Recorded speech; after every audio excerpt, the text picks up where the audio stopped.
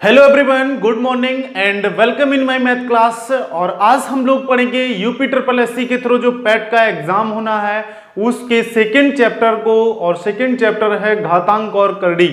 अपनी इस क्लास में हम लोग बैक में फर्स्ट चैप्टर को समाप्त कर चुके थे, फिर ने दशमलव इनसे संबंधित जो चैप्टर था उसको समाप्त कर लिया था। तो आज की इस क्लास में हम लोग पढ़ेंगे घातांक और करड़ी को। तो चलिए इसको स्टार्ट करते हैं, समझते हैं कि घातांक क्या होता है और करड़ी क्या होता है। सबसे पहले इसी चीज को समझना है, इसके बाद में जो क्वेश्चन होंगे उनको हम लोग देखेंगे आज की क्लास में।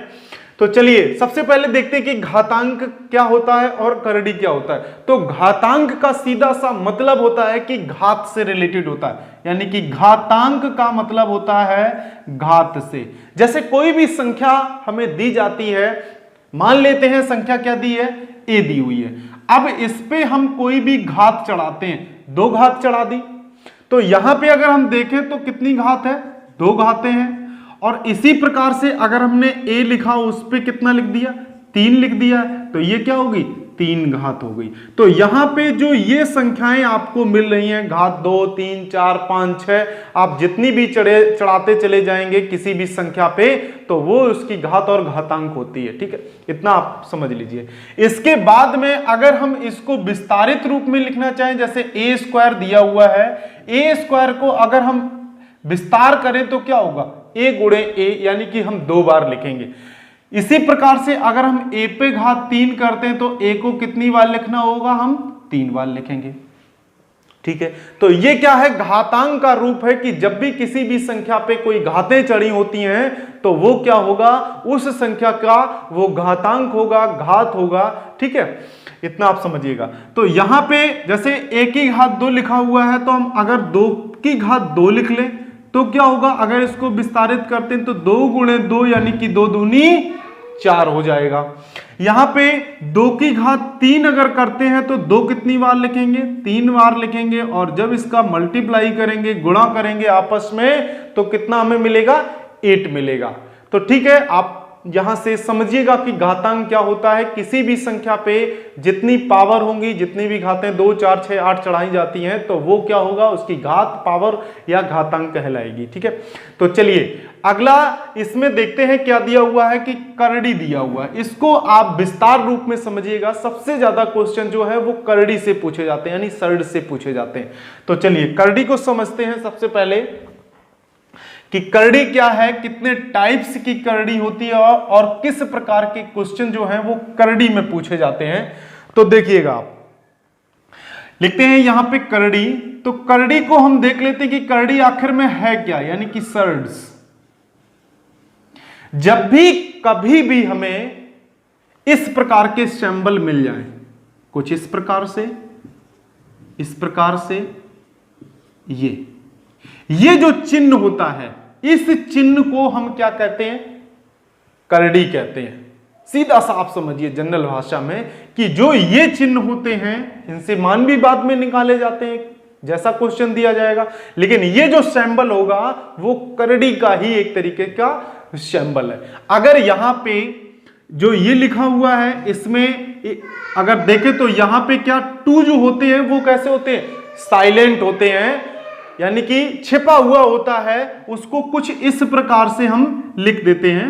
तो यहां पे 2 क्या होता है, छिपा होता है। अब जब ये इस प्रकार का कोई सिंबल लगा होगा, जैसे कोई संख्या ले लेते हैं, यहां पे हमने ले लिया √4, तो यहां पे कितना होगा, 2 होगा। और अगर हम इसको देखें तो यहां हमने ले लिया 8, तो यहां कितना है, 3 लगा हुआ है।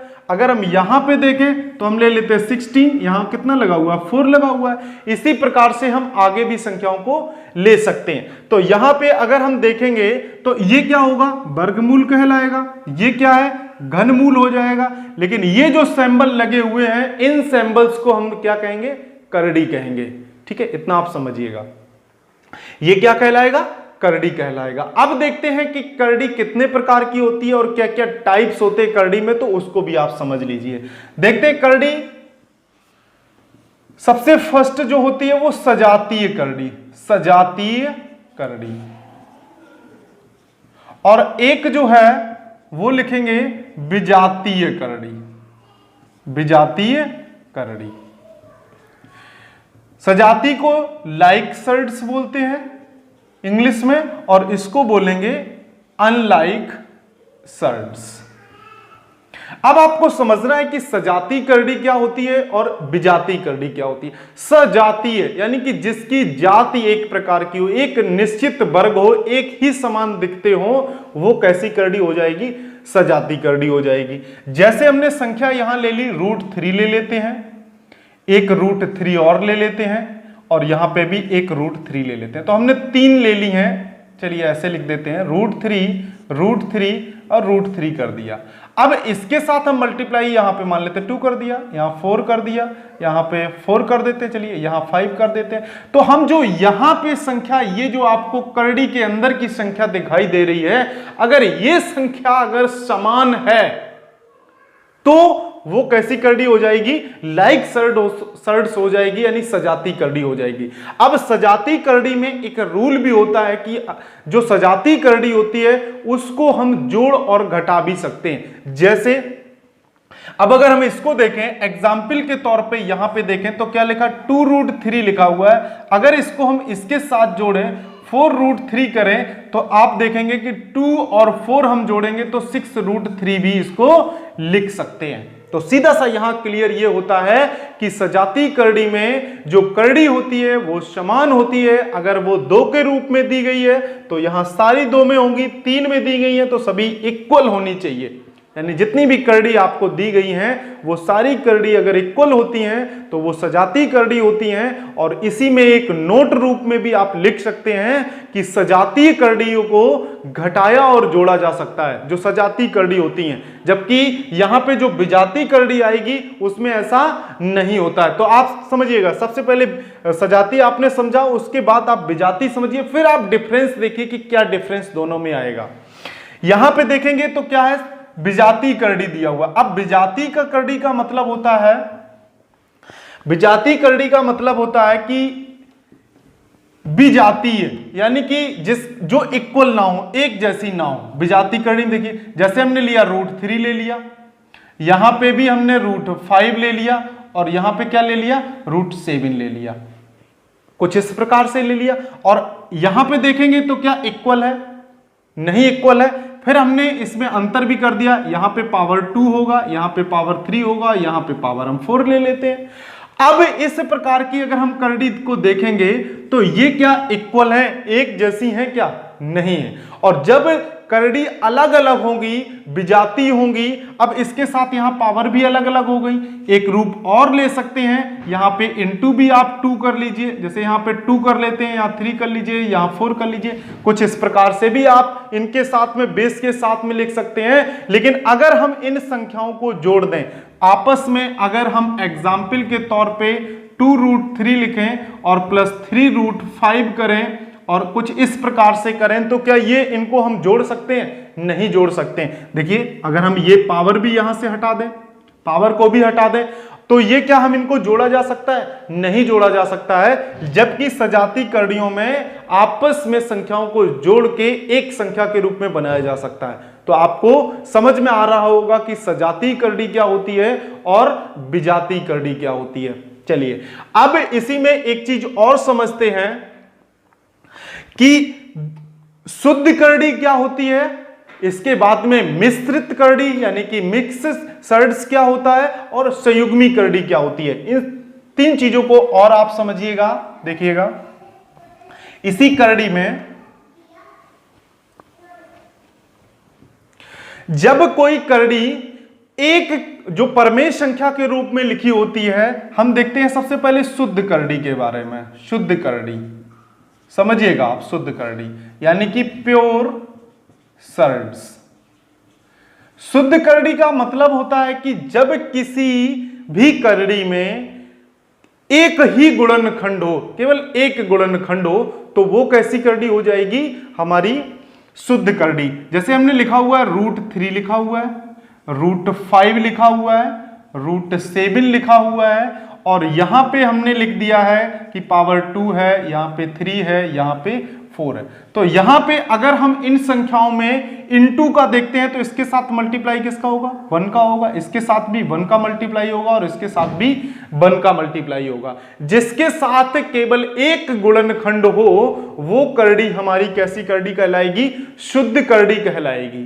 ठीक है, जिसके साथ गुणनखंड कोई भी करड़ी अगर आपको दी जाती है उसके गुणनखंड के रूप में केवल एक प्राप्त होता है तो वो हमारी शुद्ध करड़ी होगी। अब इसी में देख लेते हैं कि मिश्र करड़ी क्या होगी। मिश्र करड़ी यानी कि मिक्स्ड सर्ड्स,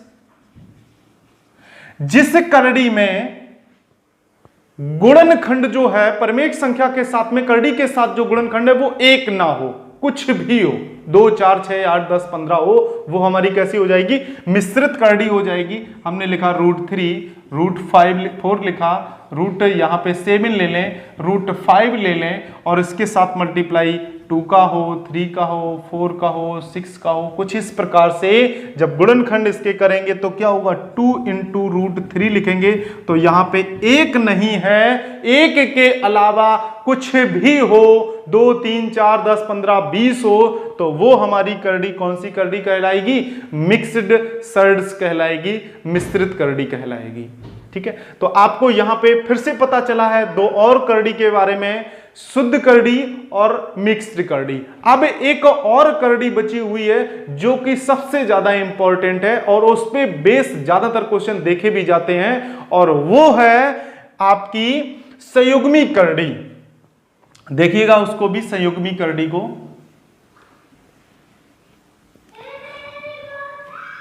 संयुग्मी करड़ी, संयुग्मी करड़ी, संयुग्मी करड़ी को बोलते हैं कॉन्जुगेट सर्ड्स। अब आप संयुग्मी करड़ी के साथ साथ जब आप देखेंगे कॉन्जुगेट सर्ड्स, आपने पढ़ा होगा 10th में भी, 9th में भी, 11th 12th अगर आपने पढ़ाई की है तो आप देखेंगे कि जो कंजुगेट होता है उसमें केवल साइन को चेंज करके ही वो संख्या लिखी जाती है। देखिएगा जैसे हम ले लेते हैं a+√b ले लिया, ये हमारे पास एक करड़ी दी हुई है a+√b, यानी कि हमेशा संयुग्मी करड़ी में आपको प्लस और माइनस के साथ में ही दी गई होंगी। अब इसके संयुग्मी का मतलब होता है उसके समकालीन, उसका साथी, कंजुगेट्स। ठीक है, तो इसका अगर हम संयुग्मी देखें, संयुग्मी, तो इसका संयुग्मी क्या हो जाएगा, a-√b हो जाएगा। क्या हो जाएगा, a+√b का जो संयुग्मी है, संयुग्मी करड़ी है, वो क्या हो जाएगी, a-√b। और अगर आपको यहां पे a-√b दिया जाए तो इसकी संयुग्मी करड़ी क्या हो जाएगी, तो केवल आपको साइन चेंज करना है, इसका हो जाएगा a+√b। ऐसे क्वेश्चन आपको देखने को मिलेंगे एग्जाम में। और अगर आप हमारे पिछले क्लास की वीडियो पे अगर जाएंगे तो उसमें जो हमने एक क्वेश्चन लगाया था, जो पेपर सेट किया था, ओरिजिनल पेपर था वो सेट फर्स्ट का, तो उसमें एक क्वेश्चन दिया हुआ था, वो आप देख लीजिए। √5 - √3 कुछ इस प्रकार का क्वेश्चन था, अपॉन √5 + √3 था।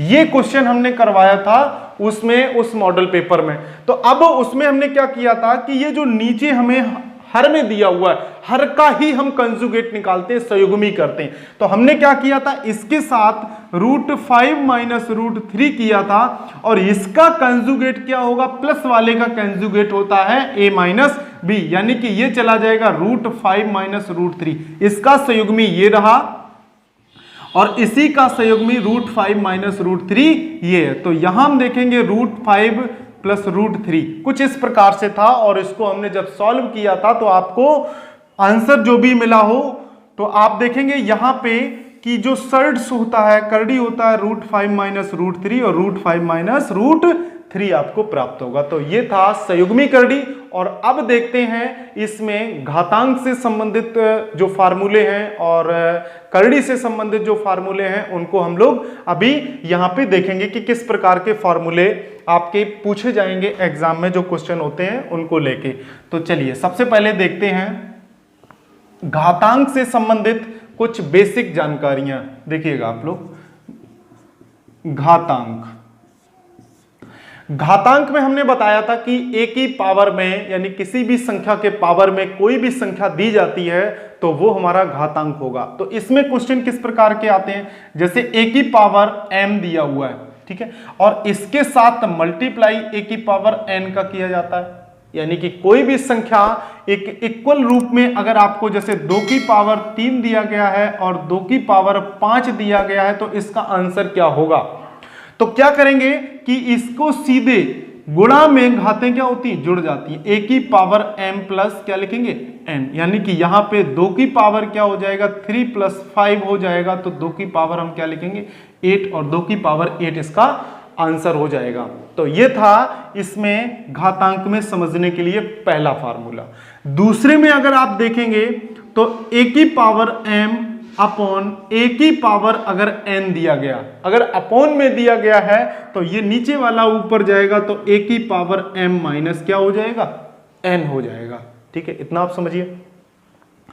थर्ड में अगर आप देखेंगे a की पावर m और की पावर अगर n दिया गया, जैसे एग्जाम्पल में हम देख लेते हैं कि 2 की पावर 3 की पावर 5 दिया गया, तो इसका आंसर आप डायरेक्ट कैसे बताएंगे, तो इसे आप देखेंगे तो a की पावर m n हो जाएगा और इसका आंसर आ जाएगा 2 की पावर 5 के साथ 3 का मल्टीप्लाई, तो 5 3 जा 15, यानी 2 की पावर यहां से आपको मिल जाएगा 15। ये था थर्ड नंबर। और अब यहां पे देखिए 4 नंबर में आप क्या करेंगे, जैसे अगर आपको दिया गया a की पावर m दिया गया, समझिए आप a की पावर m दिया गया है, अगर हम इसको 1 अपॉन नीचे ले जाएं, डिनोमिनेटर में हर में ले जाएं, तो a की पावर क्या हो जाएगा माइनस का m हो जाएगा। नेक्स्ट देखिए a की पावर अगर माइनस m दिया है तो ये नीचे आके क्या हो जाएगा a की पावर m हो जाएगा, ठीक है, इस प्रकार से आप देख सकते हैं इसको। और अब एक चीज और देखते हैं इसमें कि कभी कभी सवाल में कुछ इस प्रकार से दे दिया जाता है 2 की पावर 0 और प्लस 4 की पावर 0 प्लस, चलिए ऐसे पूछ लिया कि इसका मान बताइए, तो आप क्या बताएंगे। तो आपको देखना है जब भी किसी भी संख्या के ऊपर 0 लगाओ, ये 6 नंबर, तो उसका सीधी सी वैल्यू क्या होगी 1, तो यहां पे 2 की पावर 0 का मान भी 1 और 4 की पावर 0 का मान भी 1, तो ये सीधा सीधा आंसर क्या आ जाएगा 2 आ जाएगा। यहां आप कंफ्यूज नहीं होना है, नहीं तो आप सीधी सीधी संख्याएं 2 प्लस ऐसा मत कर देना, 2 प्लस 4 कर देना, या अगर ये नहीं किया तो कुछ लोग 0 प्लस 0 करके 0 निकाल देते हैं, नहीं करना है आपको। क्या करना है कि a की पावर 0 का मान यानी किसी भी संख्या के पावर अगर 0 होता है तो उसका मान 1 होता है, चाहे वो 100 की पावर हो, चाहे 1000 की पावर हो, चाहे वो 1 की पावर दी हुई हो, ठीक है। तो ये आपको घातांक से संबंधित कुछ जनरल फार्मूले थे जो आपको अगर घातांक से संबंधित क्वेश्चन आता है तो उसको आपको पता होना चाहिए। और बहुत सारे फार्मूले हैं, जब हम लोग एक्सरसाइज पे चलेंगे यानी क्वेश्चंस को सॉल्व करेंगे तब फिर हम उन फार्मूलों को अप्लाई करेंगे, तो आप वहां से भी नोट करते रहिए। अब देखते हैं करड़ी से संबंधित कुछ क्वेश्चन, करड़ी में भी देख लेते हैं, उसको भी आप समझ लीजिए। हमने आज आपको सजाती करड़ी, विजाती करड़ी, इसके बाद में आपको बताया है शुद्ध करड़ी, शुद्ध करड़ी के साथ साथ मिक्स्ड सर्ड, मिश्र करड़ी और संयुग्मी करड़ी के बारे में बताया। तो संयुग्मी करड़ी का भी एक एग्जाम्पल लगाएंगे, उससे पहले कुछ और एग्जाम्पल हैं, उनको भी आप समझ लीजिए जो जनरली तौर पे एग्जाम में पूछ लिए जाते हैं। चलिए सबसे पहले देखते हैं हम, कुछ इस प्रकार का क्वेश्चन आपको देखने को मिल जाता है, a into root a into root a into dot dot dot dot infinitive तक चला जाता है, ठीक है। ऐसा अगर आपको क्वेश्चन मिलता है, एग्जाम्पल भी इसी के साथ लेके चलते हैं, जैसे आपको दिया गया है 5 इंटू 5 रूट के साथ 5 और डॉट डॉट डॉट इन्फिनिटी, तो इसका मान क्या होगा, ऐसा क्वेश्चन आपको देखने को मिलेगा। तो हम इसके जनरल फार्मूले पे चलते हैं, जब भी ऐसा दिया जाए तो उसका सीधा सीधा मान क्या होता है a होता है, तो इसका आंसर क्या आ जाएगा 5, ठीक है। दूसरा देखिए, दूसरा क्वेश्चन अगर आपको दिया जाए रूट a प्लस, प्लस के साथ देख लेते हैं, a plus root a plus और डॉट डॉट यही चलता रहे और कहां तक चला जाए, इन्फिनिटिव तक चला जाए, तो इसका आंसर क्या आएगा ये आपको समझना है। अब यहां पे ए के लिए दो कंडीशंस बनती हैं। क्या कंडीशन बनती है? केस फर्स्ट बनता है और केस सेकंड बनता है। हम दोनों को समझेंगे। जैसे कोई संख्या अगर हमें गुणनखंड के रूप में दी जाती है, जैसे मान लेते हैं हमें 20 दिया गया, तो इसका गुणनखंड क्या होगा? 4 गुणे 5 कर लेते हैं, यानी कि एक संख्या कम होनी चाहिए, एक संख्या ज्यादा होनी चाहिए। अगर ये 4 है तो 4 से बड़ा होना चाहिए, 3 है तो 3 से 1 बड़ा होना चाहिए, अगर 12 है तो कैसे लिखेंगे? 3 गुणे 4, यानी 1 ज्यादा होना चाहिए। इस प्रकार का गुणनखंड अगर दिया गया है तो हम क्या करेंगे? ये पहली कंडीशन में। सेकेंड कंडीशन में है कि कोई गुणनखंड हमें नहीं दिया गया, सीधा सीधा 5 दे दिया जाए, 4 दे दिया जाए, 3 दे दिया जाए, 2 दे दिया जाए, इस प्रकार का दिया जाए कि जिसके गुणनखंड कुछ इस प्रकार से ना हो, यानी कि किस प्रकार से? m और m+1 के रूप में अगर ना हो तो फिर हम क्या करेंगे? तो सबसे पहले फर्स्ट केस को देखते हैं एग्जाम्पल में। एग्जाम्पल हमने लिखा हुआ है root 20 plus root 20 plus root 20 plus dot dot infinity. इसका आंसर आप बताएंगे क्या होगा? तो कंडीशन यहां पे लागू होती है इस क्वेश्चन के लिए। देखिएगा आप यहां पे कि जब भी ऐसा दिया जाए तो हमें जो भी यहां पे a दिया हुआ है, a को हम डिवाइड करेंगे किसमें? a और a+1 के रूप में, ठीक है। और यहां पे जब प्लस दिया जाए तो इसका जो मान होगा वो होगा a+1 के रूप में। तो इसका जो आंसर बनेगा जाके वो क्या होगा? a+1। अब हम आते हैं एग्जाम्पल पे। तो एग्जाम्पल में हमें 20 लिखा है, 20 के फैक्टर करेंगे तो 4 × 5, और अगर हम इसको देखें तो ये हमारा a × a+1 है, यानी कि लास्ट वाली संख्या को अगर हमें लेना है तो इसका जो आंसर होगा वो कितना आएगा? 5 आएगा। समझिएगा आप बहुत ध्यान से। एक बार अगर आपने समझ लिया तो आप कभी नहीं भूलने वाले हैं, क्योंकि हम इसमें इनटू के साथ, प्लस के साथ, दोनों कंडीशनों के साथ, फिर माइनस के साथ, यही इतना ही पूछा जाता है इस प्रकार के क्वेश्चन में। तो आज इसको पूरा समाप्त करेंगे। अब देखते हैं कि ये हो गया हमारा फर्स्ट केस के साथ, हमने इसको प्लस में देख लिया हुआ है। चलिए, फर्स्ट केस के साथ हमने इसको प्लस में देखा हुआ है। अभी थोड़ा साफ करते हैं, ऊपर भी इसको लिखते हैं। अब हम आते हैं कि यहां पे हमने 20 लिया, ये केस आया। अब हम क्या करते हैं कि इसको प्लस में ही देखते हैं, प्लस में देखते हैं, लेकिन हमारी केस कौन सा लगेगा? सेकंड केस लगेगा। यानी कि एग्जाम्पल पे अगर हम देखें तो हमें मिलेगा रूट